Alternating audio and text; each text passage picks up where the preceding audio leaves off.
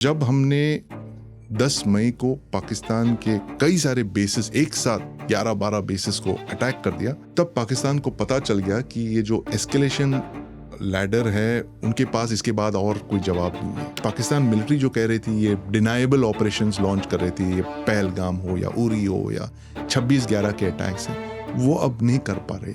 सरकार के अनुसार जो है सिंदूर अभी भी जारी है। फायरिंग यूनिट्स हैं, हर फायरिंग यूनिट में 4 से 6 मिसाइल्स होते हैं। ये आपके पास पाकिस्तान वाली रिपोर्ट है? ये पाकिस्तान की रिपोर्ट है जो मई 2025 में उन्होंने बहुत सारे ऐसे दावे किए हैं उन्हें कि उन्होंने हमारे इक्विपमेंट, पोस्ट, इंस्टॉलेशंस डिस्ट्रॉय कर ली हैं। जो पीओजेके में ठिकाने थे जिन पर हमला हुआ, वहाँ कैसे हमला हुआ? क्या हमने ड्रोन्स चलाए, क्या मिसाइल चलाई? पहली बार 1971 जंग के बाद हमने पाकिस्तानी एयर स्पेस क्रॉस करके वहाँ पे म्यूनिशंस ड्रॉप किए, उस कैंप को टारगेट किया।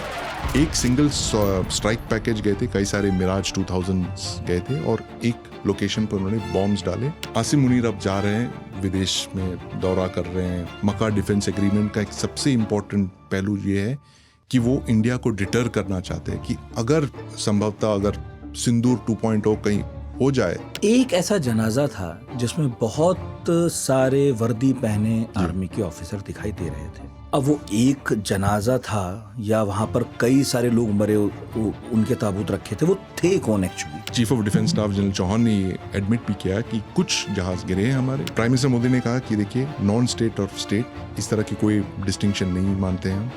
अगर आप इस तरह के पहलगाम टाइप के अटैक्स लॉन्च करेंगे, मिलिट्री रिस्पॉन्स आएगा। 21वीं सदी की शायद ये सबसे इम्पोर्टेंट स्पीच किसी इंडियन प्राइम मिनिस्टर ने स्ट्रेटेजिकली किया। मेरा सबसे बड़ा जो सवाल ये है और जिसके मैं जवाब आज भी ढूंढ रहा हूँ, वो है हमारा एस्केलेशन लैडर जो हमने तय किया, ये किसने डिसाइड किया था ये एस्केलेशन लैडर?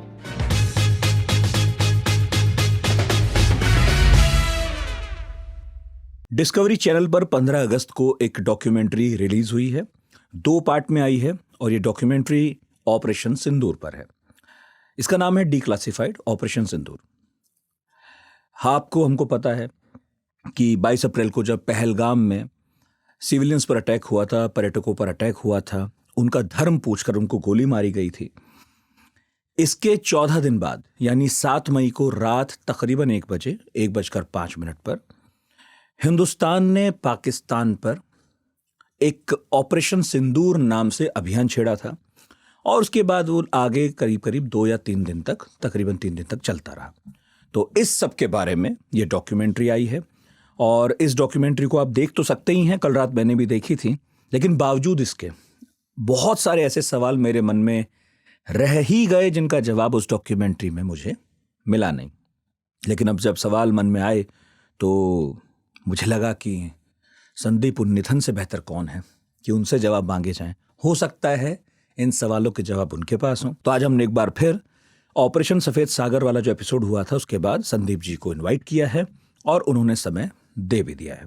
आपका बहुत बहुत स्वागत है sir. Thank you Nitin, good to be back. आपने डॉक्यूमेंट्री देखी? बिल्कुल। कैसी लगी?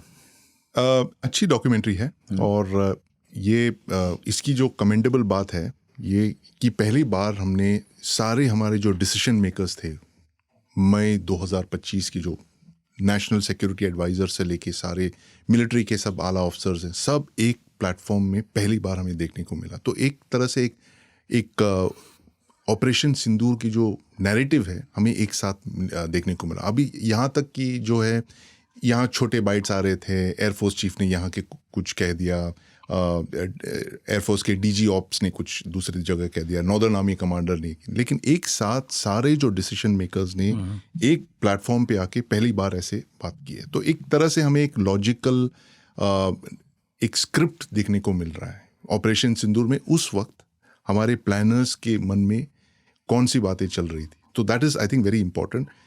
मेरा सिर्फ एक कंप्लेन ये है कि हम इतने देर के बाद आ रहे हैं, 1.25 साल के बाद, ऐसी क्या जल्दी थी? कुछ 2-3 और साल वेट कर लेते हैं। हाँ, तो आज के दौर में आप ये देखिए, आज ये आपने तंज कसा है उन पर।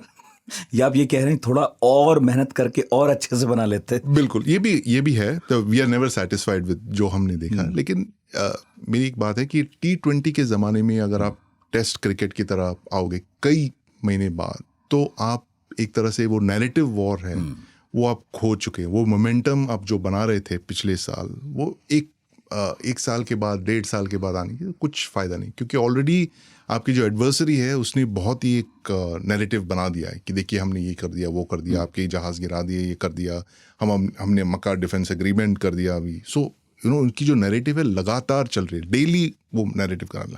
हम जो है एक हाथी के स्पीड पे, एक हाथी के रफ्तार से जा रहे, धीरे धीरे चल रहे हैं।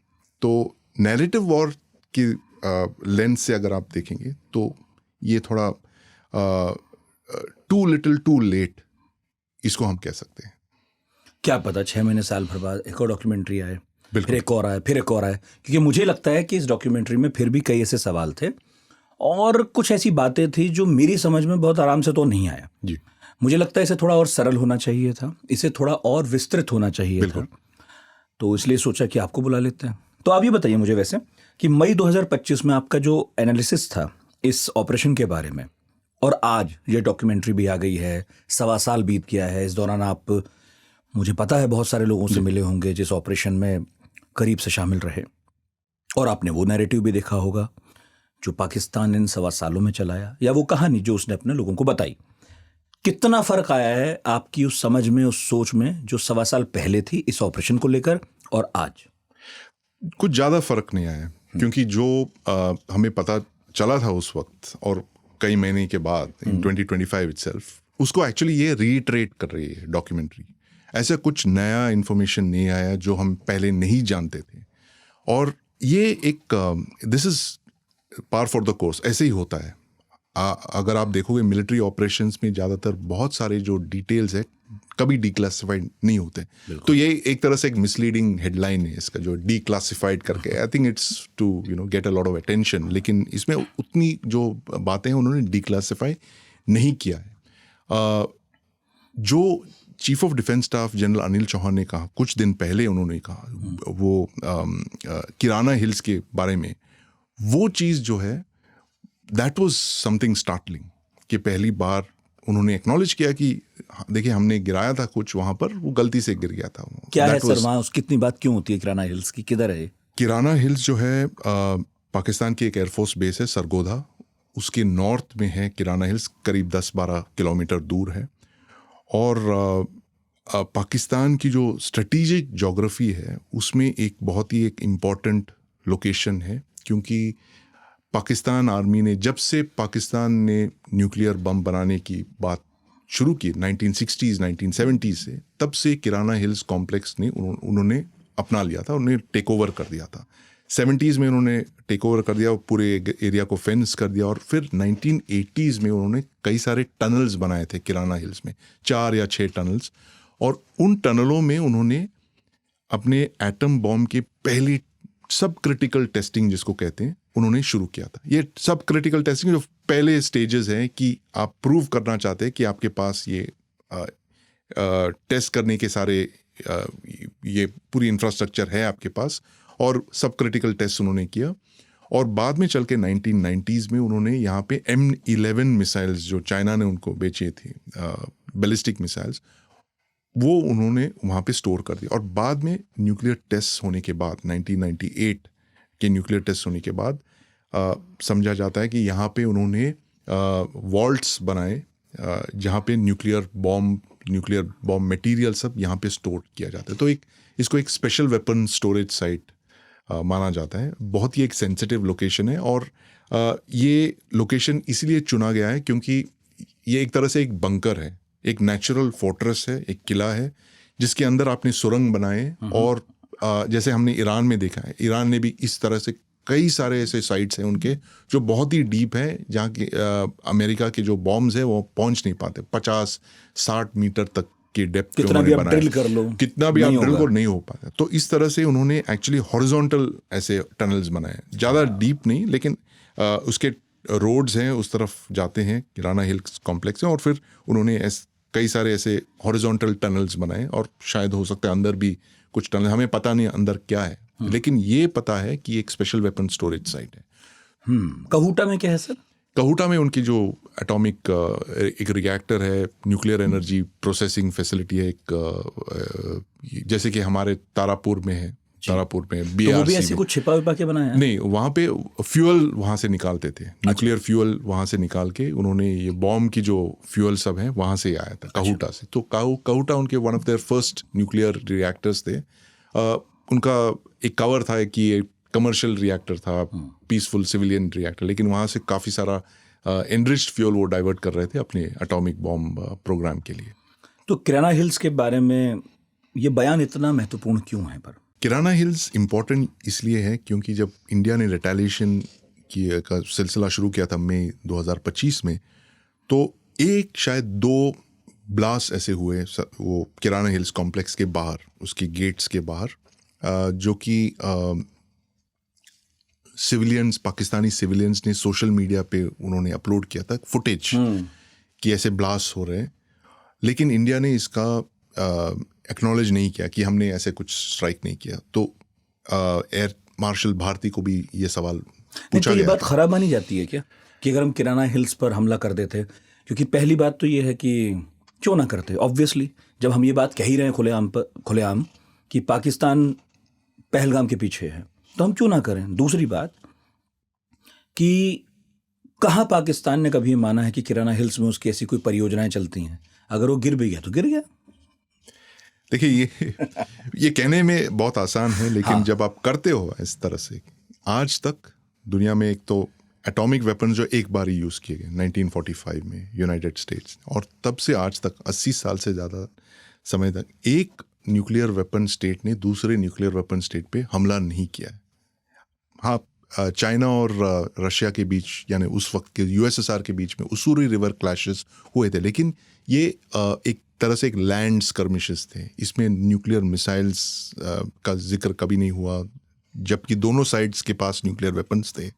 उन्होंने एक दूसरे के साइड्स पे टारगेट नहीं किया था। लेकिन तो इसलिए इस समय 2025 की जो वारदात है वो ज़्यादा महत्वपूर्ण है, क्योंकि अगर इस तरह के अटैक्स हुए हैं तो ये शायद ही पहली बार है इतिहास में कि किसी एक स्टेट ने दूसरे स्टेट के वेपन्स फैसिलिटीज़ के पास अटैक किया है।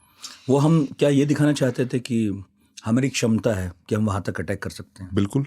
या हमारी नीयत है कि हम कर भी सकते हैं? ये एक इंटेंट के तौर पे हमने किया है कि और ये मैं समझता हूँ जब पाकिस्तान ने जो फतह मिसाइल लॉन्च की, बैलिस्टिक मिसाइल, सिरसा के पास उसको इंटरसेप्ट किया गया था। इस मिसाइल की कुछ रेंज है 400 किलोमीटर से ज़्यादा। तब इंडिया ने जवाबी हमले में हो सकता है हमने ये मैसेज भेजा उनको कि अगर आप ऐसे करते हो तो हम आपके न्यूक्लियर स्टोरेज साइट्स पे अटैक करेंगे। तो हो सकता है ये एक मैसेजिंग है, हमें आज तक पता नहीं है, गवर्नमेंट ने एक्नॉलेज नहीं किया है।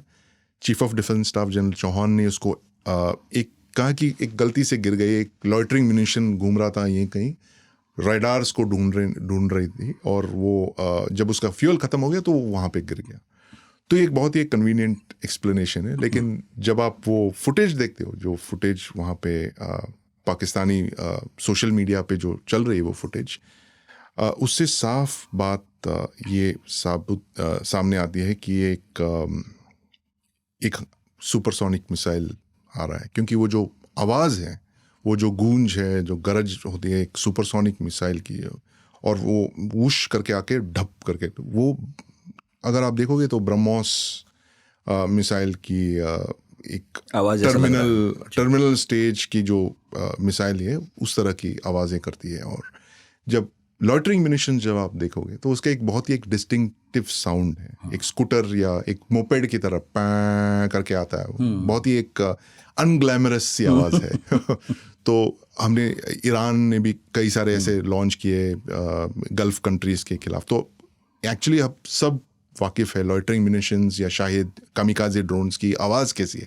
उसकी जो 2 स्ट्रोक इंजन है, तो एक इरिटेटिंग सा आवाज़ है, जबकि एक सुपरसोनिक क्रूज मिसाइल है, उसके कम्प्लीटली एक डिफरेंट आवाज़ है। तो अब क्यों उन्होंने ये कहा, किस संदर्भ में उसे कहा, ये हमें देखना चाहिए। क्या ये इंडिया और चाइना के बीच में जो टॉक्स हो रहे हैं क्या उसको लेके है, कुछ कॉन्फिडेंस बिल्डिंग मेजर्स के तौर पे उन्होंने ये कहा है, मैं नहीं जानता हूँ, ये साफ बात नहीं है। डॉक्यूमेंट्री में इस बारे में कुछ नहीं कहा है, ये साइलेंट है इस बारे में। हो सकता है आगे चलकर पूरी बात सामने आ सकती है कि एस्केलेशन लैडर के तहत क्या हमने इसको भी वॉर गेम किया था। ये सबसे इम्पोर्टेंट चीज़ सिंदूर के हमारी तरफ से अगर हम देखेंगे कि पहली बार ये हमारे जो DGNO थे, director general naval operations, vice admiral Pramod, उस वक्त के जो DGNO थे, उन्होंने बहुत एक इम्पॉर्टेंट बात कही कि हमारे पास एक एस्केलेशन लैडर हमने बना के रखी थी और हम जो एस्केलेट कर रहे थे उस एस्केलेशन लैडर के तौर पे हम रेस्पॉन्सेस दे रहे थे कि वो यहाँ पे अटैक कर रहे थे, हम जवाबी कार्रवाई ये कर रहे थे। तो ये पहली बार है इंडिया में शायद 71 वॉर के बाद कि हमने एक एस्केलेशन लैडर को ऑपरेट करते हुए देखा और हमने एडमिट भी किया है। और लोग ये कहते हैं कि बालाकोट के बाद 2019 के बाद हमने ये एस्केलेशन लैडर प्रिपेयर किया था। ये ऐसा हर जंग जो है डिप्लोमेटिक आउटरीच से लेके न्यूक्लियर वॉर तक, उसके बीच उसके दरमियान जो है बहुत सारे ऐसे स्टेप्स हैं और हम धीरे धीरे वो स्टेप्स क्लाइम कर रहे थे। और जब हमने 10 मई को पाकिस्तान के कई सारे बेसिस एक साथ 11-12 बेसिस को अटैक कर दिया, तब पाकिस्तान को पता चल गया कि ये जो एस्केलेशन लैडर है उनके पास इसके बाद और कोई जवाब नहीं है। और इंडिया ने जो है escalation, conventional escalation dominance achieve कर लिया है। तब उन्होंने फ़ोन किया कि भाई अब बंद करो, बस हो गया, बहुत हो गया। 10 मई को ये ऑपरेशन सिंदूर एक तरह से एक फेज उसका जो है ख़त्म हो जाता है। उस पर आऊँगा मैं, लेकिन इसका ऑब्जेक्टिव क्या था ये थोड़ा सा क्लियर बताइए। हालांकि अभी 1.5 साल पहले की बात है, 1.25 साल 1.5 साल हुआ है। हमें ऑब्जेक्टिव तो शायद यही बताया था कि हम बदला लेंगे, इंसाफ दिलाएंगे उन सभी 26 लोगों को जिनकी नृशंस हत्याएं हुई हैं आतंकी हमले में। तो हमने बहावलपुर मुरीद के 2 आतंकी जो सेंटर हैं अंदर जाके उनको निशाना बनाया और सीमावर्ती 7 या 8 ठिकाने जिनमें से ज़्यादातर POJ में थे उनको निशाना बनाया। यही ऑब्जेक्टिव था या कुछ और भी था? बिल्कुल यही था ऑब्जेक्टिव। और अगर आप पहले रात के जो ऑपरेशन देखोगे, 7 मई को जब शुरू हुई है ऑपरेशन सिंदूर, ये एक्चुअली बालाकोट प्लस ऑपरेशन था। बालाकोट में हमने क्या किया था कि 2019 में एयरफोर्स फाइटर एयरक्राफ्ट गए थे। पहली बार 1971 जंग के बाद हमने पाकिस्तानी एयर स्पेस क्रॉस करके वहाँ पे म्यूनिशंस ड्रॉप किए, उस कैंप को टारगेट किया। एक सिंगल स्ट्राइक पैकेज गए थे, कई सारे मिराज 2000 गए थे और एक लोकेशन पर उन्होंने बॉम्ब्स डाले, उस टेरर ट्रेनिंग कैंप को अटैक किया। Launch pad terror training camp था, एक्चुअली बेस था, एक तरह से एक बेस था। वो जाबा टॉप पे जैश ए मोहम्मद की एक बेस को उन्होंने अटैक किया था और वो वापस आ गए सारे जेट्स जो है। जवाबी कार्रवाई में पाकिस्तान एयरफोर्स ने भी इसी तरह की एक अटैक लॉन्च किया, लेकिन इंडियाज़ जम्मू एंड कश्मीर में उन्होंने आके कई लोकेशंस पे उन्होंने बॉम्ब्स ड्रॉप कर दिए। बॉम्ब्स फटे नहीं, कुछ डैमेज नहीं हुआ। हमने उसी वक्त कोई रिटेलिएशन नहीं किया था। हमने बोला ठीक है, उन्होंने जो करना था वो कर दिया। हमें एक बहुत ही इम्पॉर्टेंट पॉलिटिकल मैसेज किया कि ये उनके पाकिस्तानी टेरिटरी में घुस के पहली बार हमने स्ट्राइक किया है टेररिस्ट ट्रेनिंग कैंप को। और अगर आप देखोगे एक्चुअली एक कंटिन्यूम है। 2016 में उरी हमले के बाद कई हमारे सारे जवान मारे गए, वहाँ 20 से ज़्यादा जवान मारे गए। उसके जवाबी हमले में हमने क्रॉस बॉर्डर सर्जिकल स्ट्राइक्स जिसको कहते हैं लॉन्च किया। छोटे छोटे टुकड़े, कमांडो, स्पेशल फोर्सेस, इन्फेंट्री उन्होंने लॉन्च किया और वहाँ जाके टेररिस्ट को हिट किया अपने लॉन्च पैड्स में। वो पहला फेज था। 2019 में एयरफोर्स को पहली बार यूज़ किया गया। एक सिंगल लोकेशन पे एक सिंगल स्ट्राइक पैकेज जाके बॉम्ब्स ड्रॉप करके वापस आ गए। 2025 में हमने थोड़ा और उसको एस्केलेट किया जी। कि कई सारे लॉन्च पैड्स साइमल्टेनियसली टारगेट किया हमने। बहुत सारे जो है आर्टिलरी से एंगेज किया, इंडियन आर्मी की जो आर्टिलरी यूनिट्स थे, और 2 लोकेशंस जो कि पाकिस्तानी पंजाब प्रोविंस में जो थे, काफ़ी दूर अंदर थे, इसीलिए एयरफोर्स को यूज़ किया गया। उन्होंने air to ground munitions launch किए। लेकिन ये जो पहले फेज थी जो ऑपरेशन सिंदूर की, वो प्योरली काउंटर टेररिस्ट ऑपरेशन था। और लोग ऐसे पूछते भी हैं कि यार आपने उनके रेडार्स क्यों नहीं अटैक किए, उनके प्लेन्स क्यों नहीं गिराए पहले रात को। ये नॉर्मली जो कन्वेंशनल मिलिट्री ऑपरेशंस लॉन्च जब आप करते हो, एयरफोर्स का जब आप डिप्लॉय करते हो, ऐसे नहीं कि एयरफोर्स जेट चला गया और बॉम्ब गिरा के वापस आ गया।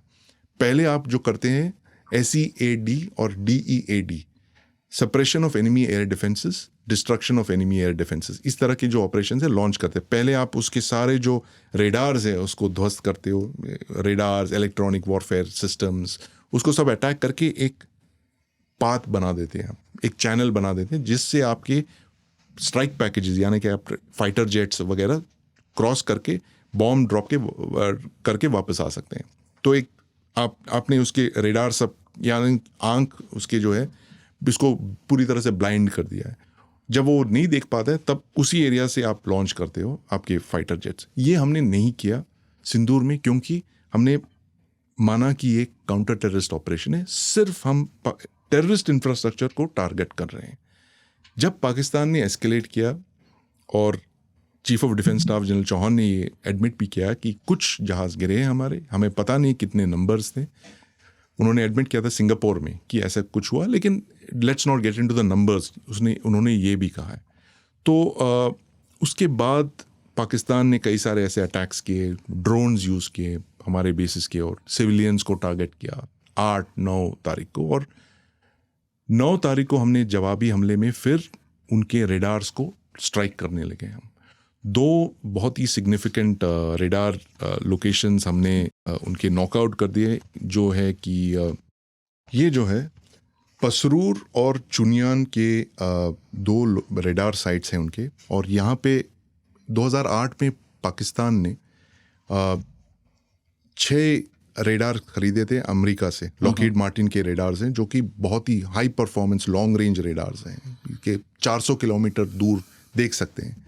तो ये जो पाकिस्तान आर्मी, पाकिस्तान एयरफोर्स की जो आंखें हैं, ये 6 रेडार्स हैं। तो इनमें से 2 आंखें जो है पसरूर और चुनियान में उन्होंने इंडियन एयरफोर्स ने ध्वस्त कर दिया पूरी तरह से। तो एक तरह से एक चैनल बना दिया था एयरफोर्स के ऑपरेशंस के लिए। तो इसके बाद फिर हम देखते हैं कि 10 मई को इंडियन एयरफोर्स ने एक साथ 1000 किलोमीटर के बॉर्डर, 1000 किलोमीटर के एक जोग्राफिकल एरिया पे उन्होंने साइमल्टेनियसली अटैक कर दिया था।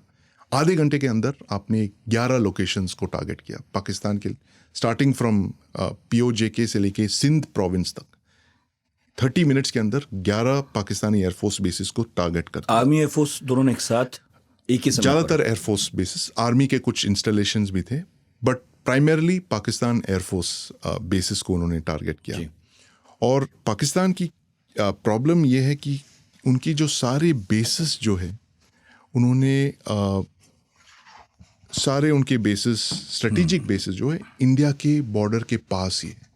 उनके करीब 20-25 एयर बेसिस हैं। ज़्यादातर एयर बेसिस 100-200 किलोमीटर के रेंज पे ही लोकेटेड है। इंडिया पश्चिमी सीमा पर, पश्चिमी और सीमा उनकी पे, पूर्वी हुई, उनकी पूर्वी सीमा पे लोकेटेड है। लेकिन और क्या होता है कि आप देखते हैं जबकि 10 मई के जब ये अटैक हुए, हमने एक साथ उनके बहुत सारे रेडार्स, बेसिस, कमांड पोस्ट को सब अटैक किया। पाकिस्तान एयरफोर्स हिल गई थी। ये पहली बार है कि एक साथ 11 बेसिस जब आप अटैक करते हो तो इनकी जो पूरी पोस्चर जो है बदल गई। और पाकिस्तान एयरफोर्स जो है इट स्टार्ट्स रिट्रीटिंग टू इनकी जो डेप्थ बेसिस है, यानी कि ईरान अंदर की तरफ जो ईरान और अफगानिस्तान के पास जो बेसिस लोकेटेड है, कोहाट, पेशावर, क्वेटा, उस तरफ उन्होंने अपने एयरफोर्स डिप्लॉय करने लगे, क्योंकि लगा कि और भी अटैक्स आने वाले हैं। तो जब ये हो गया तो उनकी जो पूरी न्यूक्लियर पोस्चर है एक तरह से हिल गई। उनकी पाकिस्तान के पास जो है नॉर्मली जो है न्यूक्लियर वेपन्स जो है ट्रायड के तौर पे हम देखते हैं, यानी कि ज़मीन से लॉन्च करने वाले जो हथियार हैं एयर लॉन्च्ड वेपन्स है और जो है सी लॉन्च्ड वेपन्स होते हैं। हमारे पास ट्रायड है, तीनों वेपन्स हैं। इनके पास जो है पाकिस्तान के पास डायड है, यानी 2 ground based transporter erector launchers हैं, जैसे कि नासर, बाबर और शाहीन, और एयर लॉन्च वेपन यानी F-16, JF-17 से वो ग्रेविटी परमाणु बम गिरा सकते हैं। परमाणु बम गिरा सकते हैं। वो दावा करते हैं कि हमारे पास सी लॉन्च्ड वेपन्स भी हैं, लेकिन इसका कोई ऐसा सबूत नहीं आया आज तक। तो ज़्यादातर उनके पास जो डायड है उसकी एक इम्पॉर्टेंट चीज़ ये है कि Pakistan air force should be in the theatre of operations. वो हमेशा एक्टिव होना चाहिए। वो एयर कवर उनको देना पड़ता है अपने ट्रांसपोर्टर इरेक्टर लॉन्चर्स। जब वो कवर देते हैं तब ये TELs जो है ग्राउंड बेस्ड लॉन्चर्स हैं वो बाहर निकलते हैं। जब ये एयरफोर्स उनकी जो एयरफोर्स प्लेन सब रिट्रीट हो गए 10 मई को, तो उनकी जो पॉस्चर है एक तरह से हिल गई। TELs बाहर नहीं निकल सकते क्योंकि एयर कवर नहीं थी। और ये एक रिपोर्ट से मैं बहुत ही एक इम्पॉर्टेंट पैराग्राफ पढ़ना चाहता हूँ। ये एक CHPM की एक रिपोर्ट है, एक Centre de Histoire de Prospective Militaires करके एक स्विस एक रिपोर्ट, जेनीवा बेस्ड एक थिंक टैंक है। उन्होंने एक रिपोर्ट निकाली है पिछले साल, जहां वो कहते हैं कि by the morning of 10th May, the Indian Air Force had succeeded in achieving air superiority over a significant portion of Pakistan's airspace. यानी कि as long as it retained sufficient stocks of munitions like BrahMos Scalp, at the same time Pakistan Air Force lost the ability to repeat the operations it had conducted so successfully on 7th May. ये कहते हैं कि उन्होंने जो बात successfully उन्होंने किया था 7th May को ऑपरेशन जो भी उन्होंने किया था, बट लेकिन 10 मई को जो गेम है पूरी तरह से बदल गए इंडिया के फेवर में, क्योंकि उनकी बहुत सारे air defence radars, air surveillance radars, एवैक्स, जो हम दावा करते हैं कि हमारे S-400 ने उसको गिरा दिया था, उनके एक एवैक्स को, एक तरह से पूरी पाकिस्तान के ऊपर पाकिस्तान एयरफोर्स गायब हो चुकी थी। और इसी वजह से पाकिस्तान को वो कॉल करना पड़ा। उनके DGMO ने हमारे DGMO फ़ोन किया कि भाई दैट्स इट, इसके आगे हम नहीं जाना चाहते। तो ये मुझे लगता है सबसे इम्पॉर्टेंट कंक्लूजन है। इस रिपोर्ट के अनुसार उन्होंने जो भी किया था 7 मई को, उन्होंने एक एस्केलेशन डोमिनेंस अचीव कर लिया था। लेकिन हमारी जो कार्रवाई थी जो 10 मई को, यानी 80 घंटे बाद, हमने एक तरह से कन्वेंशनल सुपीरियरिटी अचीव किया था उनके ऊपर, PF के ऊपर, और उसके बाद उनके पास और कोई चारा नहीं था। और अगर आप मई 2025 से लेके आज यानी अगस्त 2026 तक आप अगर फील्ड मार्शल आसिम मुनीर की सारी जो हरकतें देखते हैं, वो इस बात के बाद पाकिस्तान को किस तरह से वो सक्षम बनाए, उन्हें पता चल गया था कि एक तरह से वो उनकी जो स्ट्रेटेजिक डेप्थ है, हर जो परमाणु न्यूक्लियर वेपन स्टेट है, परमाणु हथियार वाले जो कंट्री है, उसके पास या तो जोग्राफिकल डेप्थ होती है जैसे United states, USSR, India, China, या अगर आप छोटे राष्ट्र हैं जैसे कि फ्रांस, UK, इज़राइल, तब आप आपके सारे जो वेपन्स है सबमरीन्स में या ऑफशोर यूनिट्स में ऐसे तैनात करेंगे जिससे एक फर्स्ट स्ट्राइक, यानी कि एक न्यूक्लियर फर्स्ट स्ट्राइक से आपकी जो सारी जो हथियारें हैं वो एक तरह से बर्बाद ना हो जाए। पाकिस्तान ने इस पे इन्वेस्ट नहीं किया। उनकी जो ट्रायड की जो तीसरी जो रंग है, सबसे इम्पोर्टेंट जो है, क्योंकि जब एक सबमरीन चली जाती है पानी में अंडर वाटर, किसी को पता नहीं रहता है कि कहाँ चले गए। इसका मतलब है इतने सारे हथियार जो है आपके प्रदेश से बाहर दूर कहीं चले गए हैं, किसी को पता नहीं, और वो पेट्रोल कर रहे हैं। अगर दुश्मन ने कहीं एक लॉन्च कर दिया एक अटैक, तो आप रिटेलिएटरी जवाबी हमला पानी से आएगा, पानी के नीचे से आएगा, कहीं से भी आ सकता है। तो ये जो है म्यूचुअली एश्योर्ड डिस्ट्रक्शन थियोरी की सबसे एक इम्पॉर्टेंट पिलर ये है। पाकिस्तान को ये एहसास हो गया था 10 मई को कि हमारी जो एक डायड है, न्यूक्लियर डायड, एक तरह से हिल गई है। हमें और कोई चारा नहीं था, और हमारे सारे एयर बेसिस हैं इंडिया के बॉर्डर के पास है, उसको या तो बर्बाद किए गए, रनवेज को डिस्ट्रॉय कर दिया, तबाह कर दिया था। इसीलिए उन्होंने सिग्नल कर दिया, देखिए बहुत हो गया। और अब जबकि इन्होंने ये स्ट्रेटेजिक डेप्थ लूज किया है, आसिम मुनीर अब जा रहे हैं विदेश में, दौरा कर रहे हैं। मक्का डिफेंस एग्रीमेंट का एक सबसे इम्पोर्टेंट पहलू ये है कि वो इंडिया को डिटर करना चाहते हैं कि अगर संभवतः अगर सिंदूर 2.0 कहीं हो जाए आगे चलकर, तो ये देश जो है तुर्की, सऊदी अरेबिया, अजरबैजान, पाकिस्तान की मदद के लिए आ जाएंगे, सामने आ जाएंगे। या जैसे कि एक मोहल्ले में एक फाइट हो जाता है, आप की नेबर के साथ लड़ रहे हैं, मैं भी लड़कों को ला रहा हूँ, मेरे और 3-4 और घरों तो में कभी मैं बताता हूँ, मैं ले आ रहा हूँ, बुला के लाता हूँ। उसी तरह से मुनीर ने ये प्लान कर दिया कि ये मक्का डिफेंस एग्रीमेंट का ये बेसिस यही है कि मैं अकेला नहीं हूँ, मुझे अकेला मत समझो। आपने मुझे मेरी पिटाई की, मेरे और दोस्त हैं वो भी आ रहे हैं। वो अलग बात है कि फिर बाद में हमारी जान पहचान निकल आए सऊदी अरब से।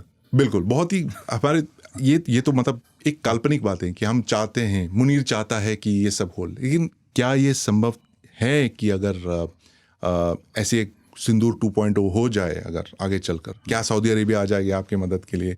क्या ईरान डिप्लॉय करेगी या फिर तुर्की, अजरबैजान फोर्सेस भेजेगी? ऐसा बिल्कुल नहीं हो पाएगा। हम इतिहास में तो ऐसा बहुत कम ही हुआ है, बहुत कम। ऐसी संधियों का हश्र सबको पता है, सब बिल्कुल। और 1971 में आप देख लीजिए, पाकिस्तान कहती है ये चीन जो है हमारे आयरन ब्रदर है सबसे। ये जब आपका मुल्क के बंटवारा हो रहा था 71 में, ईस्ट पाकिस्तान बांग्लादेश बन गई, आपके सबसे चहीते मुल्क जो है चीन, जिसको आपने मतलब शख्स कम वैली गिफ्ट कर दिया, उन्होंने क्या किया? कुछ नहीं किया। वो तो खूब अपने मस्ती में बैठे थे, माओ जेडोंग।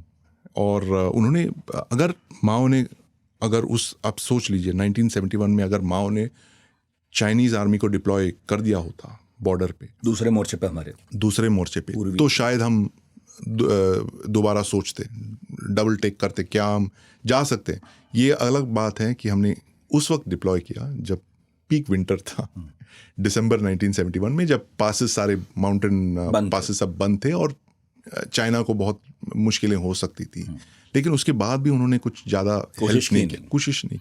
उनसे कहा लड़ते रहो, ये अलग बात है। हाँ, पाकिस्तान से कहते रहे वो कि तुम लड़ो और लड़ो, आप आगे चलो, हम कपड़े संभालेंगे। हाँ हाँ करेंगे। हाँ, तो इतिहास है, मजाक की बात थोड़ा, ये तो बात है, दर्ज है।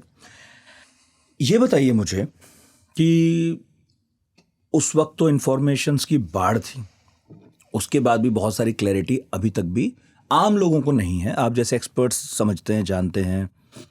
अब सेना को समझने वाले भी बात कर सकते हैं आपस में कि ऐसा था वैसा था, लेकिन हम लोगों को बाहर से बहुत चीज़ें समझ में नहीं आई। जैसे मैं क्लैरिटी के लिए पूछ रहा हूँ, नंबर 1, जो POJK में ठिकाने थे जिन पर हमला हुआ, वहाँ कैसे हमला हुआ? क्या हमने ड्रोन्स चलाए, क्या मिसाइल चलाई, या हमने यहाँ से अपनी तोपों का मुंह खोल दिया? दूसरी बात, बहावलपुर और मुरीद के जो जैश ए मोहम्मद, उसका भी सेंटर है, तो ये जो दोनों अहम केंद्र हैं, इन दोनों पर भी जब हमने हमला बोला तो वहाँ पर भी हमने क्या किया? क्या हमने वहाँ पर यहाँ से इंडियन सॉइल से मिसाइल दागे, या हमारे जहाज़ गए पाकिस्तानी आसमान में और उन्होंने वहाँ से हमला किया? एक्चुअली हमने किन हथियारों का इस्तेमाल किया, कैसे किया?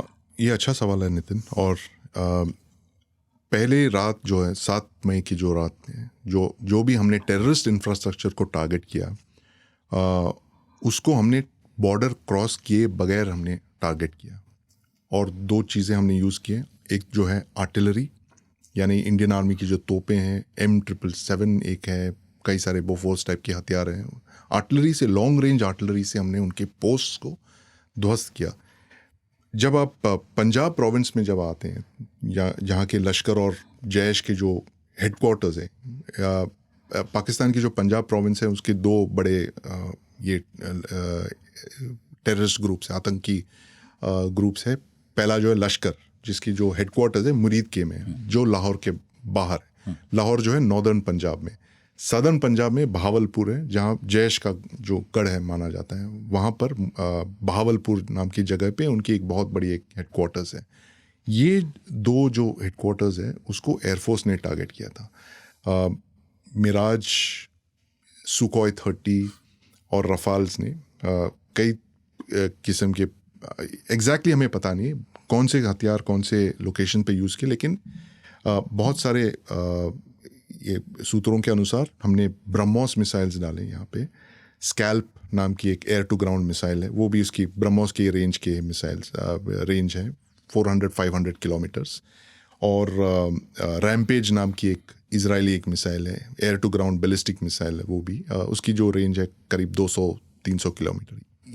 इन तीनों मिसाइल्स को हमने यूज़ किया है और हमारे इंटरनेशनल बॉर्डर को क्रॉस किए बगैर हमने एक्चुअली स्ट्राइक्स लॉन्च किए।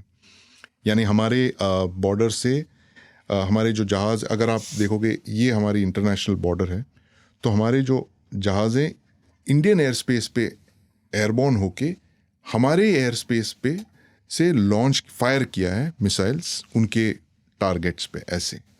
तो हमारे जहाज़ों ने क्रॉस नहीं किया है। ओके, पाकिस्तानी सरहद पार नहीं किया, सरहद पार इनफैक्ट नहीं किया, इंटरनेशनल बॉर्डर से बहुत पीछे रहकर बहुत किया। पीछे हमारे तरफ रहकर उन्होंने एयरबॉर्न होके सारे टारगेट्स जो हैं पिकअप करके एयर टू ग्राउंड ये जो मिसाइल्स है ब्रह्मोस, स्कैल्प और ये रैम्पेज मिसाइल्स उन्होंने लॉन्च किया। और उसकी जो सारी लोकेशंस जो सोशल मीडिया पे आ चुके हैं पाकिस्तान के भावलपुर में, वो जो मरकज फुटेज है, उसमें कई लोग कह रहे हैं मरकज पर हमला कर दिया, मरकज पे हमला कर, लेकिन वो सब जो हैं वो सारे जैश और लश्कर के जो हेडक्वार्टर्स है, काफ़ी सारे लोगों को मतलब लोकेशंस पे उन्होंने अटैक कर दिया। पहली बार इस तरह से पाकिस्तान के पंजाब प्रोविंस में हमने अटैक किया 1971 युद्ध के बाद।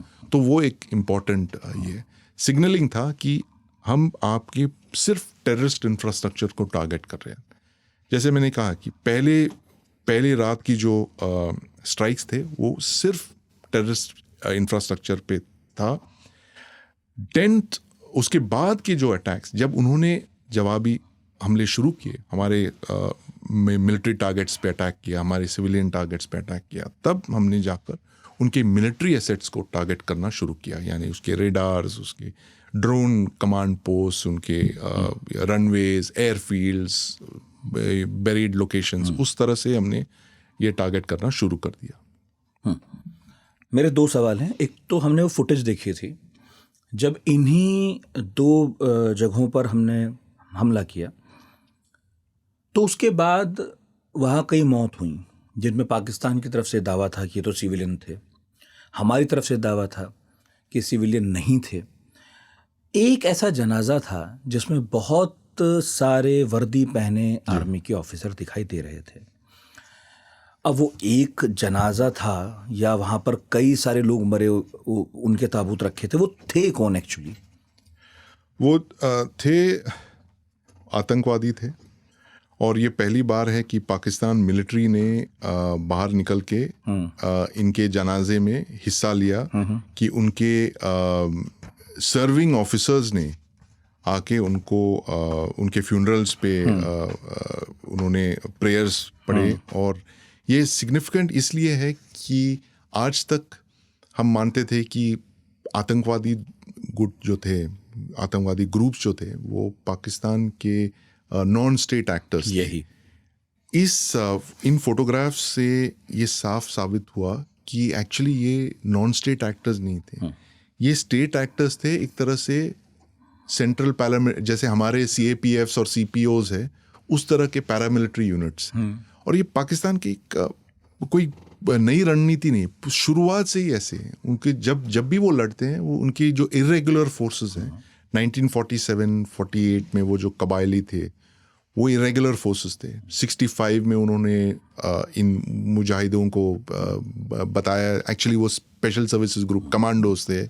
और फिर 99 में कहा कि हमारे मुजाहिद ने कारगिल पे फतेह पा लिए, लेकिन वो सब जो थे नॉर्दर्न लाइट इन्फेंट्री तो और फिर NLI के जो लोग थे। और ये जो है एक पाकिस्तान की मिलिट्री स्ट्रैटेजी है कि डिनाइबल ऑपरेशंस के लिए वो हमेशा लेकिन उस दिन उस तस्वीर में वो काफ़ी खुल के खड़े हैं।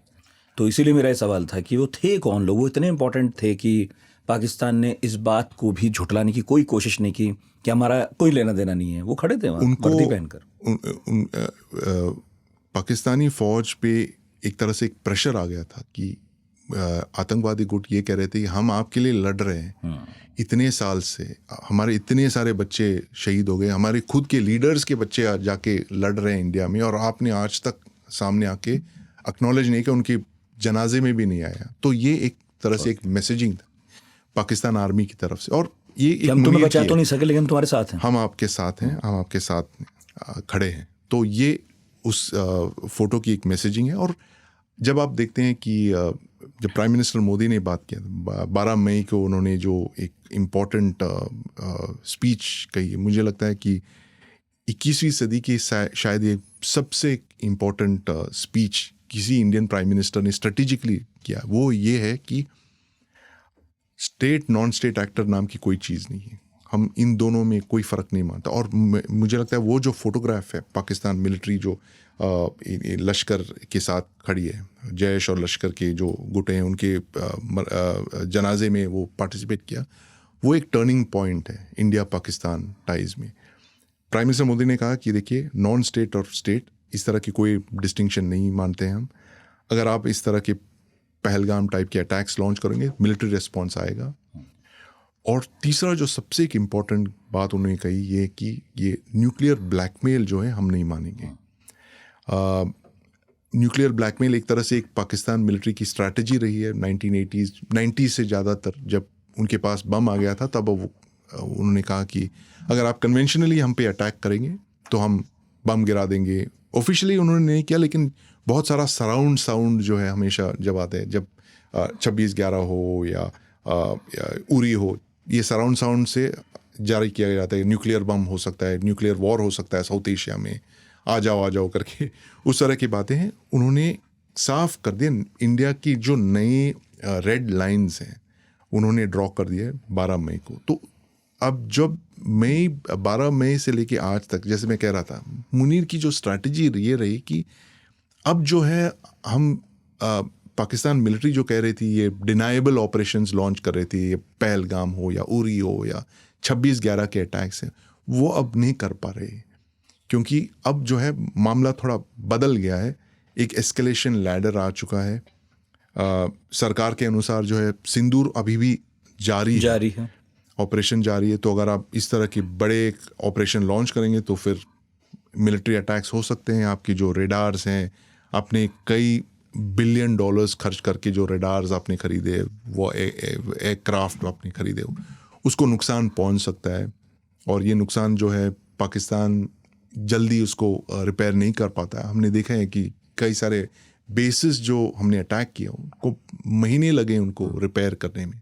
तो पाकिस्तान की एक अंदरूनी स्थिति भी है, काफ़ी नाजुक है उनकी फाइनेंशियस इकोनॉमी, एक तरह से हिल गई है पिछले महीनों में। और उन्होंने अभी बिल भी दे दिया है यूनाइटेड स्टेट्स को, भाई हमें $10 बिलियन चाहिए, हमने जो सर्विसेज आपको दिए तो यूएस ने बोला कि सर्विस कहाँ है, अब तक तो ईरान तो आया नहीं, अब आपने क्या सर्विस की बात कर रहे हो। तो वो सब चल रहा है। और इसी संदर्भ में मैं ये सारा जो है सिंदूर की जो काइनेटिक ऑपरेशंस एक तरह से ख़त्म हो चुके हैं, लेकिन उसकी जो आफ्टर इफेक्ट्स जो है, उसकी रिपल्स है अभी भी आज भी चल रहे हैं।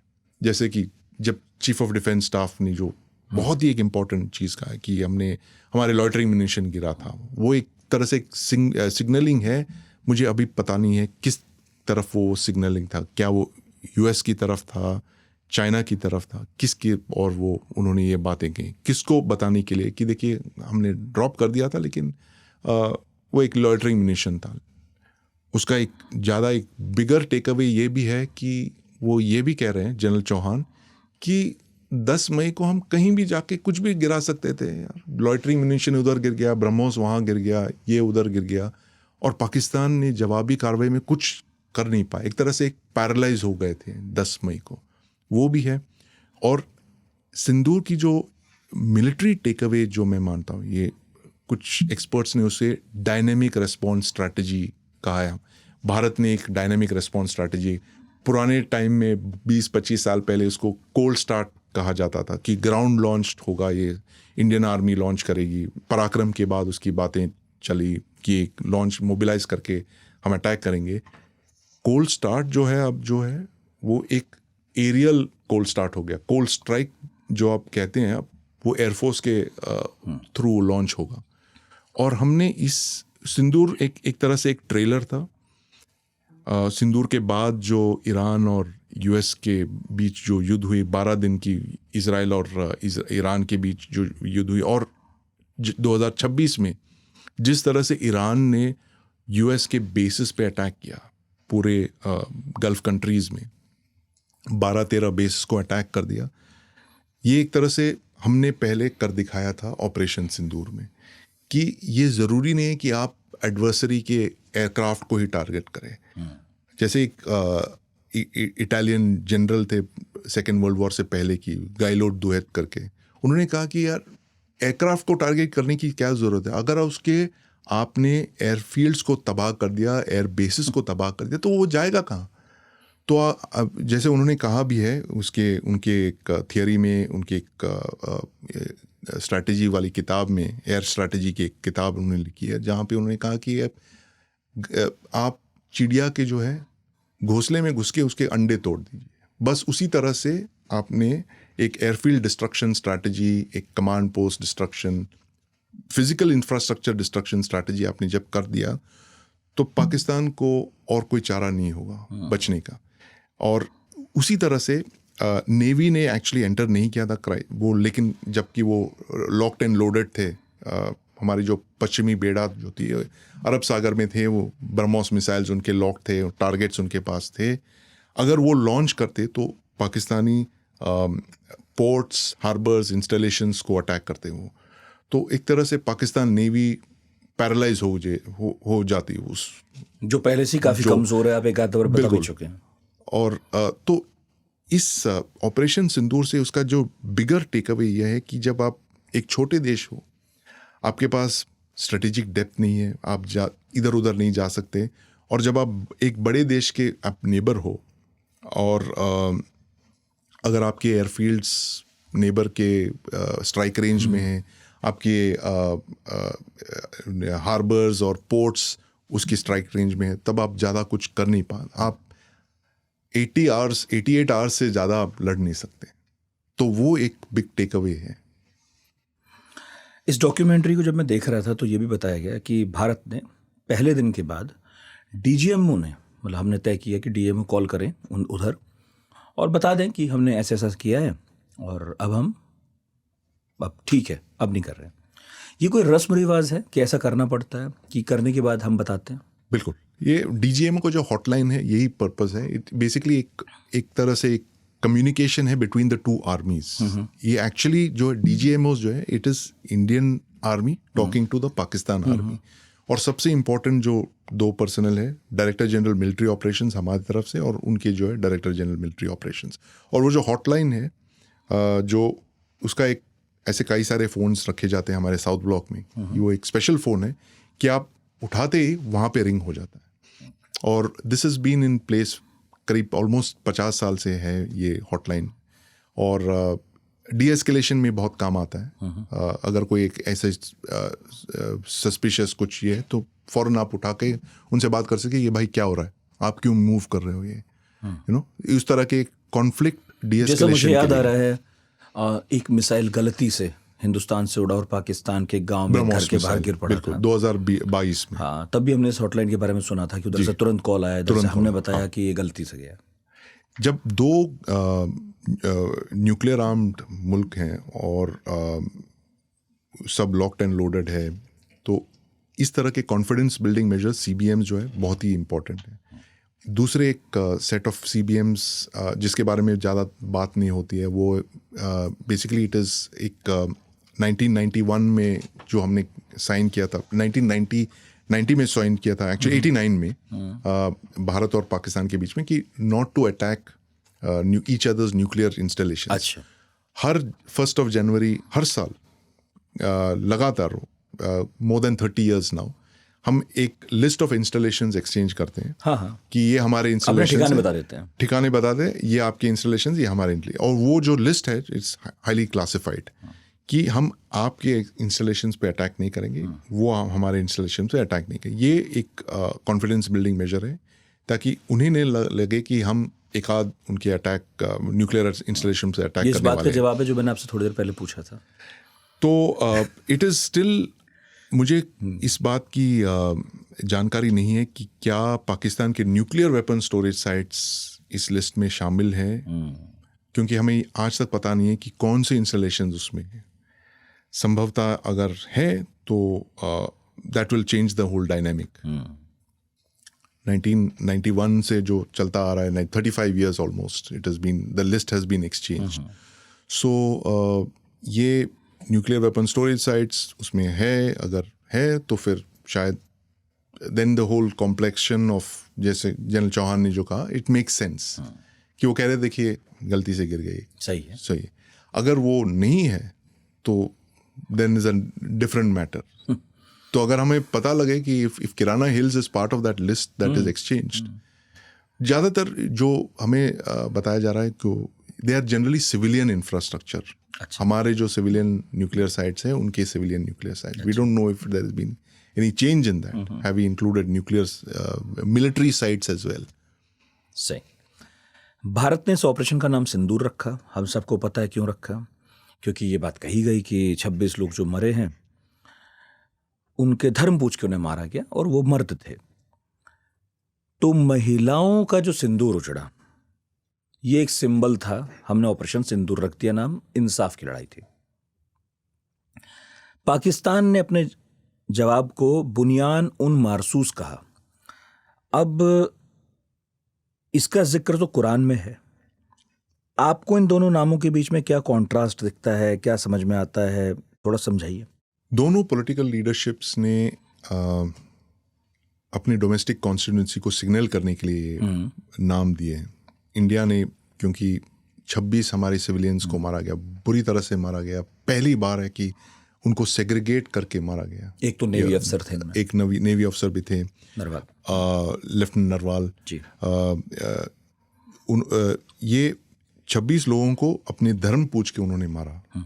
और ये शायद लास्ट टाइम हमने 26/11 में देखने को मिले, जहां वो 10 आतंकी जो आए थे, उन्होंने लोगों के धर्म पूछ के उनको मारा। और आपको याद होगा कि 2 तुर्की के जो नेशनल थे, उन्होंने कहा हम टर्किश हैं, आपके भाई हैं, हमें मत मारिए। वो देख के, और जब इजरायलीज थे उनको बुरी तरह बेरहमी से मारा गया, अमेरिकन को भी मारा गया, सिविलियंस को बुरी तरह से वैसे ही मारा, लेकिन धर्म पूछ के पहली बार उन्होंने किया। और हम जब वो टेररिस्ट और हैंडलर्स के बीच वाले जो कॉन्वर्सेशन देखते हैं, वो हैंडलर्स बता रहे हैं कि भाई ये तो हमारे दोस्त वाले मुल्क हैं, उनको छोड़ दो, या ये जो है यहूदी है, हमारे दुश्मन है, इनको मार दो। तो ये एक भारत ने जो एक सिग्नलिंग के तौर पे किया कि सिंदूर जो है, हमने एक बदला लेने के लिए, एक आतंकी हमला के बदला लेने के लिए हमने लॉन्च किया है ऑपरेशन, और सिर्फ उसके लिए। लेकिन मैं मानता हूँ कि उसके बाद जो हुआ है, जो एस्केलेशन हुआ है, वो एक्चुअली सिंदूर नहीं था, वो कुछ एक अलग तरह के एक एस्केलेशन हुआ जब आपने पाकिस्तान मिलिट्री को टारगेट कर दिया। पहली बार इस तरह से सस्टेन्ड तरीके से 50 साल के बाद आपने पाकिस्तान आर्मी को, उसके बेसिस को, रेडार्स को, एयरफील्ड्स को, पाकिस्तान मिलिट्री यानी पाकिस्तान एयरफोर्स, पाकिस्तान आर्मी को आर्मी हो गया, टारगेट कर दिया। मैं मानता हूँ कि एक अलग सा एक नाम होना चाहिए था, एक दुनिया को ये बताने के लिए कि this is actually meant to deter Pakistan from being a state sponsorship of terror. क्योंकि सिंदूर जो है एक बहुत ही इवोकेटिव नाम है। हर भारतीय समझता है क्या है उसका महत्व क्या है, लेकिन जब आप ग्लोबल कम्युनिटी को आप सिग्नल कर रहे हो, जब आपकी जो स्ट्रेटेजिक मैसेजिंग है, तो लोग सोचते हैं कि ये क्या है, व्हाट इज सिंदूर। वो उनको हमें बताना पड़ता है कि देखिए ये है, this is part of the Indian thing and this is the meaning of Sindoor. Pakistan को ऐसा कोई इम्पोर्टेंस ये नहीं है, उन्होंने जो भी दे दिया अपने लोकल ऑडियंस को सिग्नल करने के लिए। ये जो कुरान से उन्होंने एक अडॉप्ट किया है, बुनियाना मरसूस, और वो शुरू से ही पाकिस्तान अपने सारे जो ऑपरेशंस, उनके सारे मिसाइल्स जो हैं कुरान से या इस्लामिक हिस्ट्री से लेते हैं। किसी ने ये भी कहा कि वो जो मरकज़ पर हमला हुआ साहब, उस पर ये लिखा हुआ था जी। अब चूंकि कुरान का हिस्सा रहा होगा तो हो सकता है लिखा भी हो, इसका मतलब क्या हुआ? इसका मतलब ये है कि आपको ये पहलगाम से कुछ दिन पहले कि जब आप स्पीचेस देखते हैं, आप जनरल आसिम मुनीर ने कुछ बहुत सारे इन्फ्लेमेटरी स्पीचेस दिए जिसमें उन्होंने साफ कहा कि हम इंडिया से बिल्कुल ये टू नेशन थियोरी जो है, हमारी जो क्रिएशन का जो वजूद है वो ये है कि हम आपसे बिल्कुल अलग हैं, हम आपकी तरह बिल्कुल नहीं हैं। और हम अलग इसलिए हैं कि क्योंकि हम मुस्लिम हैं, हम मुसलमान हैं, आप हिंदू हो। इस तरह का एक टू नेशन थियोरी का उन्होंने आगे चलकर ये ऑपरेशन का नाम भी उन्होंने यही रखा। तो मैं समझता हूँ ये शायद मुनीर ने ही रखा होगा, वो तो हाफिज़ कुरान भी है, तो हो सकता है उन्होंने भी ये नाम चुना होगा।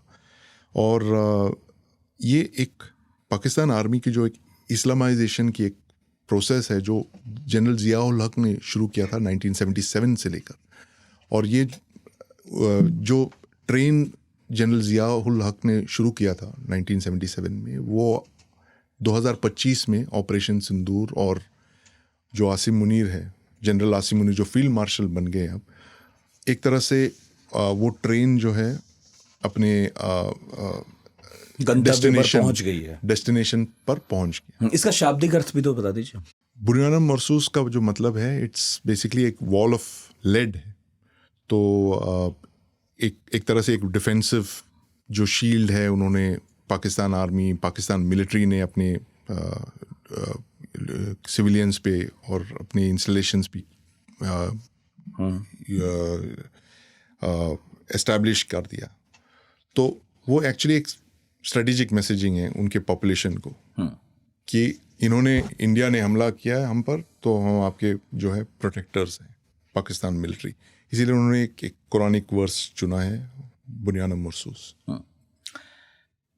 अब ये तो समझ में आ गया जो आपने बताया कि हमने हिंदुस्तान की सीमा में रहकर वहाँ टारगेट किया, लेकिन पाकिस्तान की कोशिश तो थी ही कि वो रिटेलिएट करे, वो भी कुछ ना कुछ करे, और हम सब निगाह गड़ाए बैठे हुए थे चैनल्स पर और अलग अलग मीडियम्स पर कि पता चले कि कहाँ कौन सी मिसाइल आ रही है। ख़ासकर दिल्ली एनसीआर के लोग तो ज़्यादा ही घबराए हुए थे, क्योंकि डेफिनेटली किसी का भी हमला होगा तो ज़्यादातर वो कैपिटल पे करना चाहेगा, उसका संकेत बड़ा होता है। हालांकि जो भारत के सीमावर्ती इलाके थे वहाँ से खबरें आईं कुछ, लेकिन आम तौर पर जब बाद में सब शांत हुआ तो पता चला कि किसी तरह का कोई ख़ास नुकसान नहीं है। फिर भी मैं ये कहूँगा कि कश्मीर के कुछ गांव थे जहाँ पर बहुत नुकसान हुआ था, क्योंकि हमारे बहुत साथी रिपोर्टर्स वहाँ पर मौजूद थे। उन्होंने आके बताया कि वो भी भारत का अभिन्न हिस्सा है, तो आप ये मत कहिए कि कोई नुकसान नहीं हुआ। जम्मू कश्मीर के कुछ गाँव में बहुत बुरी तरह से पाकिस्तानियों ने शेलिंग की है और वो अंधाधुंध सिविलियंस पे उन्होंने हमला किया है। मगर यदि मैं वो घटना एक बार को छोड़ दूं, तो आप मुझे थोड़ा ये बताइए कि क्या कहीं भी पाकिस्तान का कोई मिसाइल या कोई ड्रोन या किसी भी तरह का कोई हमला हिंदुस्तान के अंदरूनी हिस्सों में नहीं हुआ था, और अगर नहीं हो पाया तो उसके पीछे फिर क्या था? हमने क्या ऐसा खास किया कि हम बच गए? पहली बात यह है कि सिंदूर, ऑपरेशन सिंदूर के दौर, यानी कि जो ये 88 आवर्स जो युद्ध हुआ इंडिया और पाकिस्तान के बीच में, इसकी सबसे इम्पोर्टेंट बात यह है कि ये it's one of the first Wars जिसको कहते हैं नॉन कॉन्टैक्ट काइनेटिक वॉरफेयर, कि आप दुश्मन को देखे बगैर आप लॉन्च कर रहे हथियार। नॉर्मली जो पुराने 1971 में सोचिए, आपको visual range, with in visual range combat था कि एक हवाई जहाज़ उड़ रहा है, उसको क्रॉस करना होता है पाकिस्तानी एयर स्पेस में, फिर उसे लॉक करना होता है और फिर मिसाइल्स फायर करने या कैनन फायर करने। पुराने टाइप की जो ये you needed to visual contact होना चाहिए। लेकिन आज के दौर में आप जब सैटेलाइट इमेजरी आ गई है, मैप्स आ गए, इलेक्ट्रॉनिक चार्ट्स हैं, सेंसर्स है, रेडार्स है, long range beyond visual range weapons आ गए हैं, तो आपको बॉर्डर क्रॉस करने की ज़रूरत नहीं है। आप क्यों क्रॉस करेंगे? आप अपने प्लेटफॉर्म्स को क्यों खतरे में डालेंगे? तो आप अपनी बॉर्डर्स में रह के आप ऑर्डिनेंस लॉन्च करते हो एनिमी को टारगेट करने के लिए। और ऐसे बहुत सारे ठिकाने हैं। एयरफोर्स की जो इंटेलिजेंस है उन्होंने पूरी तरह से स्टडी कर दिया है। उनकी जो एक टारगेटिंग सेल है, जो फोटो एनालिसिस डिपार्टमेंट जो है, फोटो इंटरप्रिटेशन, सेल है वो इस तरह के मिलिट्री टारगेट्स हमेशा स्टडी करते हैं। और आज in the last couple of years वो टेररिस्ट ट्रेनिंग इंफ्रास्ट्रक्चर भी उन्होंने स्टडी कर लिया। तो एक तरह से हमें पता है टारगेट्स कौन से, और ये टारगेट्स जो है फिक्स टारगेट्स हैं। Airfields, basis, radar installations mobile नहीं होते हैं।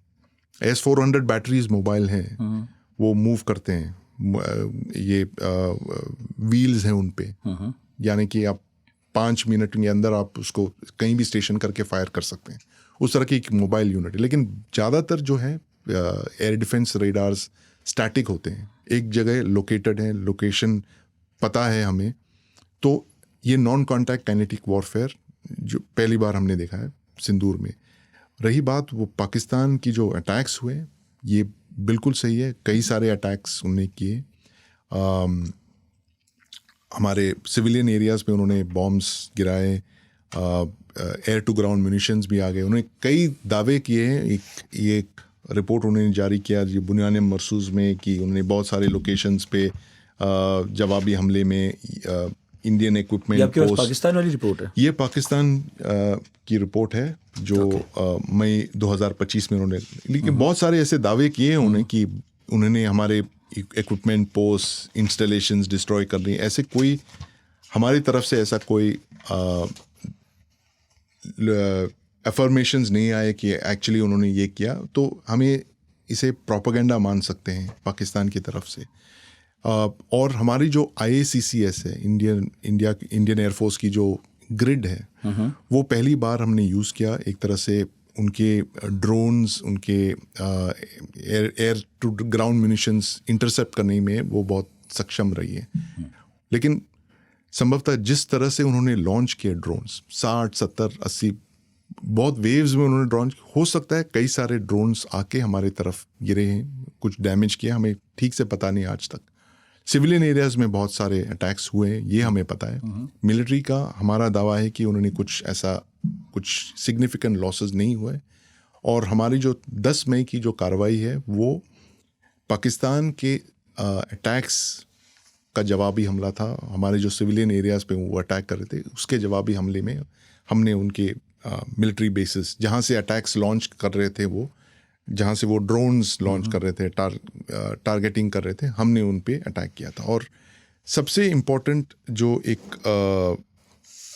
जो हमने एक इक्विपमेंट जो लॉन्च किया था पहली बार, वो है S-400।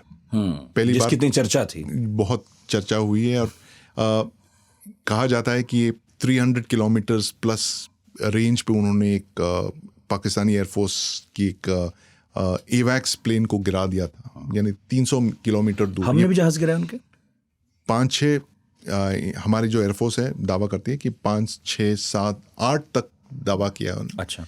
कई सारे बेसिस के अंदर थे, जो हैंगर्स जैसे भोलारी जैसे लोकेशंस पे जो हैंगर्स थे, एक्चुअली हैंगर्स जो है भरे रहते हैं, जहाज रहते हैं, मेंटेनेंस पे होते हैं, पार्क्ड होते हैं।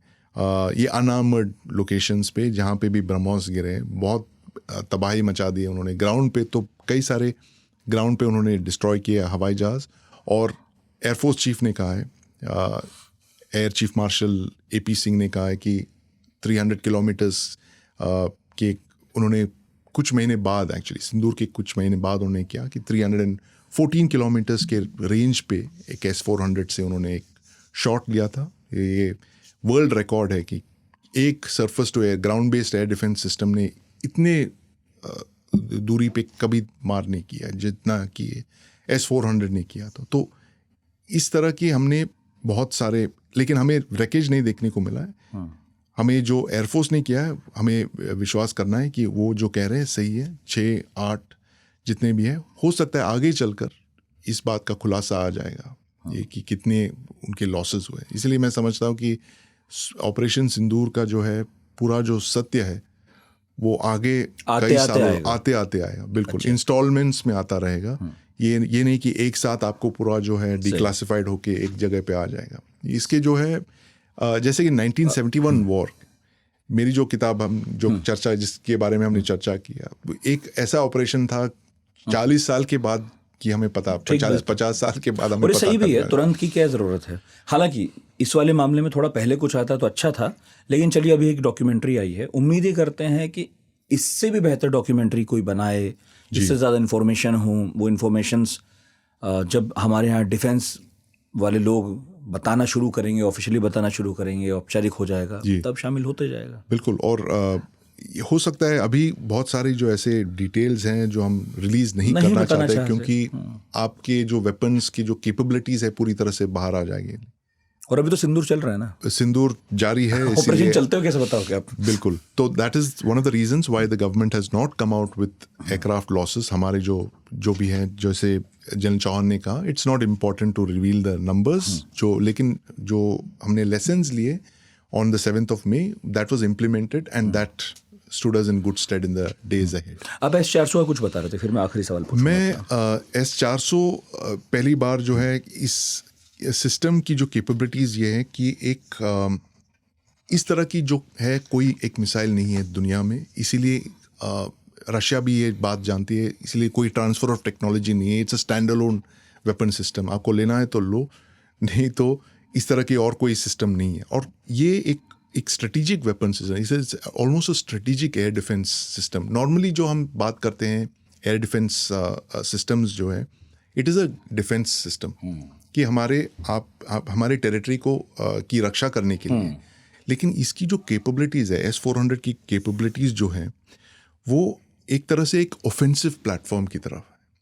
जैसे कि एक हमारे पास जो है 3 बैटरीज, 3 स्क्वाड्रन्स हैं, 5 की हमने डील साइन कर दी है, 2 और डिलीवर होने, एक इस साल, दूसरा जो है 5वां जो है अगले साल आएगा। हम मतलब ऐसे कह सकते हैं हमारे पास 3 S-400 हैं।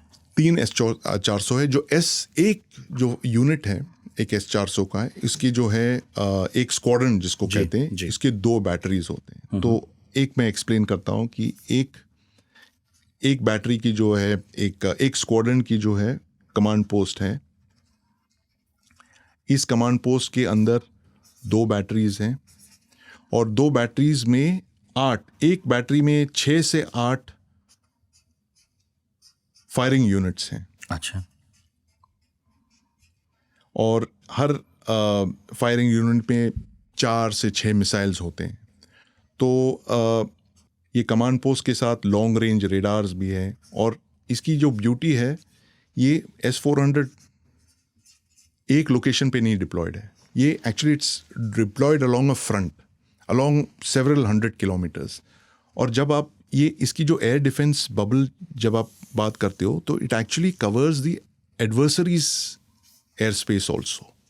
जैसे कि ये पाकिस्तान में है, ये इंडिया में डिप्लॉयड है, ये इंडिया की तरफ ये डिप्लॉयमेंट जो आप डिफेंसिव कह सकते हो। पाकिस्तान की तरफ की जो डिप्लॉयमेंट है, इट्स एक्चुअली ऑफेंसिव, क्योंकि इससे जो आप ये कर रहे हो कि पाकिस्तान की जो भी हवाई जहाज उड़ रही है, आप टारगेट करने सक्षम रह सकते हो, रखते हो आप 300 किलोमीटर दूर तक एक तरह से एक एरिया डिनायल वेपन सिस्टम है कि इसके ऑन होते ही, मतलब इसके डिप्लॉय करते हुए, एक्टिवेट होते ही, ये पूरी जो एक बबल जो है, आप पाकिस्तानी एयर स्पेस के अंदर भी आपने उसको एक्सटेंड कर दिया।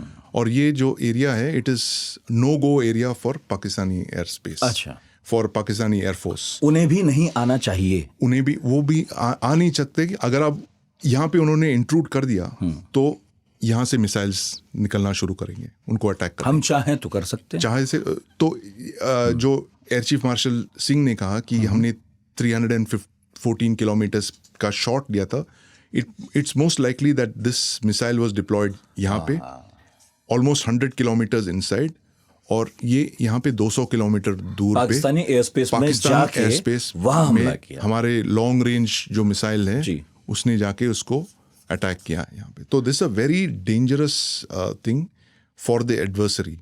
इसीलिए हमने 5 यूनिट्स इसके लॉन्च, 5 स्क्वाड्रन्स हमने कह रहे हैं। तो फिर ऐसा हो सकता है कि जैसे मैं पढ़ रहा था कहीं कि नगरोटा में है, जम्मू कश्मीर के आसपास, फिर एक कहीं गुजरात में डिप्लॉयड है, अब में भी कोई कहीं राजस्थान या वहाँ राजस्थान बॉर्डर, क्योंकि हमारी ज़्यादातर पश्चिमी सीमा ज़्यादा संवेदनशील है। और अगर 2 आ जाएंगे तो भाई वो चीन भी आ सकते हैं, चीन की तरफ। और आप कह ही रहे हैं कि इधर से उधर, उधर से इधर, कहीं भी ले आ सकते हैं। तो रफली जो आप एक S-400 स्क्वाड्रन जो है, it covers an area of about 500 square kilometres, 500 square kilometre. ये जो बबल है 500 स्क्वायर किलोमीटर का एक बबल है जिसके अंदर कोई एनिमी एयरक्राफ्ट एंटर नहीं कर सकता है। तो जब आप एक डिप्लॉय करते हैं, जैसे कि एक ये इंडिया का एक अगर मैप है इस तरह से, तो जब आप S-400 डिप्लॉय करते हैं तो इस तरह के आपने बबल्स डिप्लॉय किए, नो गो जोन्स हो जाते हैं, फिर एनिमी एयरक्राफ्ट एंटर करते हैं उन पर टारगेट किया जा सकता है। और जो पूरी S-400 की जो सारे जो स्क्वाड्रन्स हैं, they are all connected to the IACCS। ये IACCS जो है एक गुप्त लोकेशन पे है, अंडरग्राउंड बेस है, जहाँ से सारी जो हमारी एयर डिफेंस रेडार्स S-400 से लेकर इंडियन आर्मी के जो L-70 गन्स हैं, ये पूरी from 400 kilometres to about 10 kilometres, ये पूरी रेंज आप कवर कर रहे हैं। तो that is why it's so important. IACCS सबसे इम्पोर्टेंट रेवलेशन हुआ था ये ऑपरेशन सिंदूर के दौरान। एयर डिफेंस ग्रिड किसे बोलते हैं? एयर डिफेंस ग्रिड जो IACCS जो है हमारी पूरी एयर डिफेंस ग्रिड को कंट्रोल कर रहा है। इट नेटवर्क्स ऑल रेडार्स, सारे जो रेडार्स हैं, नेवी के रेडार्स हो, सिविलियन रेडार्स हैं, इंडियन एयरफोर्स के रेडार्स हैं, आर्मी के रेडार्स, सबको इंटीग्रेट करके एक सिस्टम ऑफ सिस्टम्स बना दिया है। एक नर्वस सिस्टम जिस तरह से हम करते हैं, अगर आप इसको एक ह्यूमन बॉडी के तौर पे अगर समझना चाहते हो तो IACCS जो है ये हमारे जो है ब्रेन है, रेडार्स जो हैं हमारे आंखें हैं, हाथ जो है वो हम बाजू जो हैं वो हमारे मिसाइल्स हैं, और मिसाइल्स और फाइटर एयरक्राफ्ट। तो ये IACCS डायरेक्ट कर रहे हैं फाइटर्स, मिसाइल्स, सबको। तो पहली बार हमने इसको ये किया है, इंटीग्रेट करके डिप्लॉय कर दिया है in combat. That is one of the biggest takeaways of Sindoor. इसलिए इससे कॉन्फिडेंस आकर लास्ट ईयर प्राइम मिनिस्टर ने अनाउंस कर दिया था सुदर्शन चक्र, जो एक डिफेंसिव शील्ड होगा इंडिया के ऊपर। That is a big system of systems होगा, विच 2035 तक ये it will be in operation. वैसे तो और भी बातें थी, लेकिन मेरा ख्याल है कि क्योंकि मैं पूछना चाह रहा था कि चीन ने और किस किस तरह से पाकिस्तान का साथ दिया, रियल टाइम सपोर्ट कितना था, तुर्की के ड्रोन्स, और फिर हमारी तरफ से भी क्या क्या इस्तेमाल हुआ। लेकिन फिर कभी कोई डॉक्यूमेंट्री जब आएगी तो इन सवालों को तब के लिए बचा लेता हूँ। आज के लिए बहुत बहुत शुक्रिया, इतने ढंग से कायदे समझाने के लिए। मेरा ख्याल है एक डॉक्यूमेंट्री आपको ही बनानी चाहिए। बिल्कुल, मैं सोच रहा हूँ, एक्चुअली मुझे भी करनी चाहिए डॉक्यूमेंट्री, इट्स हाई टाइम। लेकिन मुझे वो इन्फॉर्मेशन चाहिए पहले कि ऐसे कोई एक ऐसा इन्फॉर्मेशन आ जाए हमारे पास जो कि never known before type of information हो, तभी फायदा है। कोई नई बात कहें, कोई नई बात कहे या कोई नई रेवलेशन आ जाए, खास करके किराना हिल्स पे क्या हुआ था। That's a very important revelation जो जनरल चौहान ने वो जो बात कही है। There is a lot of unpacking here. और इंडिया पाकिस्तान की जो डायनेमिक है, जो हम यहाँ पे देख रहे हैं, वो दुनिया के बाकी जैसे मैं कहा कि ईरान और US के बीच में भी ऐसे ही हुआ, नॉन कॉन्टैक्ट। नहीं तो मुझे आखिर में 2-3 सवाल ऐसे बता दीजिए जिनका जवाब जानने की आपकी इच्छा है, कि इस ऑपरेशन से संबंधित ये 2-3 सवाल हैं जो भाई जिनका जवाब मुझे नहीं मिला है, मैं चाहता हूं इनका जवाब मिल जाए। वो 2-3 सवाल आपके मन में कौन से हैं? मेरा सबसे बड़ा जो सवाल ये है, और जिसकी मैं जवाब आज भी ढूंढ रहा हूँ, वो है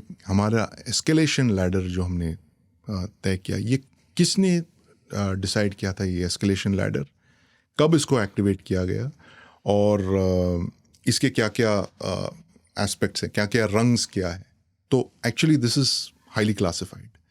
इसके ये ऐसे कुछ चीज़ें हैं जिसका जवाब हो सकता है हमें इस वक्त ना मिले, आगे चलकर 10-20 साल में मिल जाए। जैसे कि कारगिल के बारे में हमने भी बात की है। कारगिल रिव्यू कमेटी की जो रिपोर्ट्स हैं वो डिक्लासिफाई किया गया। KRC के जो एनेक्स्चर्स है वो आज भी क्लासिफाइड है। क्या हम एक sometime in the future if we can see that declassified, हो सकता है हमें इसकी प्लानिंग का जो खास रेवलेशंस है हमारे सामने आ जाए।